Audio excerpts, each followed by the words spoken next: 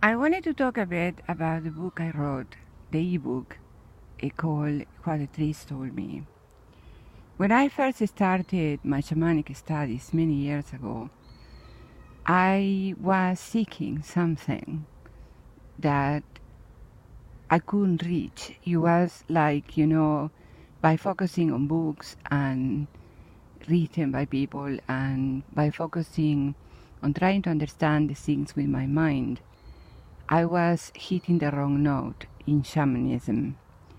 The other thing that I have concluded now is that shamanism needs to be grounded in the land that you live. So if you live in South America, the Amazonian shamanism, it is the real thing, in the same way that if you live in North America, the American Indian shamanism is the right thing to do. But if you live in a place like the UK or Europe in general, you have to anchor yourself in the land if you want to succeed at working with nature. After all, the species of trees and animals and wildlife in general varies from country to country, and what is going to give you the insights is not something that is across the ocean, it's something that is under your very feet.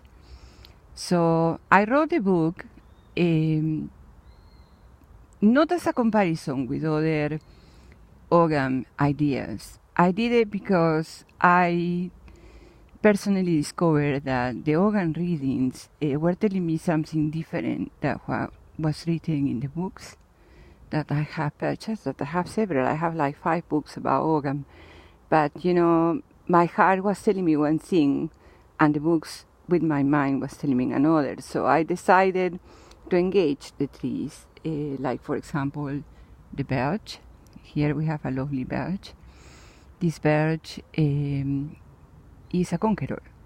This is the type of trees that goes first, in a land that is barren, that has nothing. It gets over, for example, rubbish dumps and stuff like that, and it takes over. Because it is a tree that has that, kind of a spirit of going forward, of rescuing what has been damaged. And so the birch has many medicinal properties as well as strengths when you are broken, for example. And this one, for example, is a beech. And beech doesn't figure in the Ogam readings, for example, but the beech is a very important tree because it's a mother tree.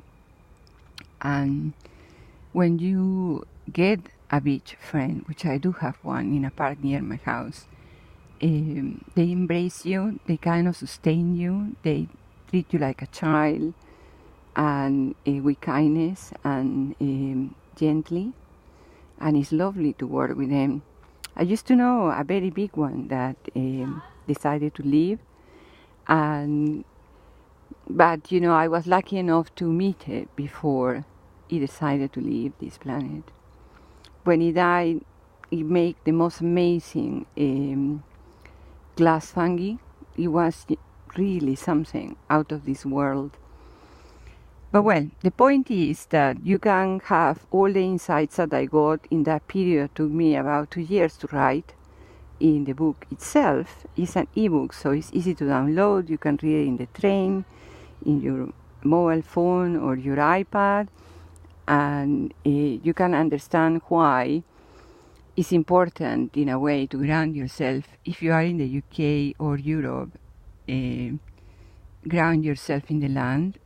If you are in the USA, the insights are still useful, but you need to think more about the type of trees you have. For example, in the USA, you have these lovely redwoods, and they have a very special energy. We have some here, in a park which is called the Alexandra Park, and they were imported and planted there. Of course, they are not as happy as they would be in a forest, but I had the opportunity to sense their energy as well.